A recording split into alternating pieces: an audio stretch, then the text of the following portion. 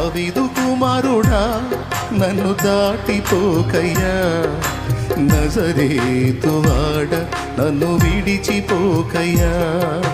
దావీదు కుమారుడా నన్ను దాటిపోకయ్యా, నజరేతువాడ నన్ను విడిచిపోకయ్యా. నీవు తప్ప నాకీ లోకంలో ఎవరున్నారయ్యా, నీకు తప్ప నాలో ఎవరికి చోటే లేదయ్యా.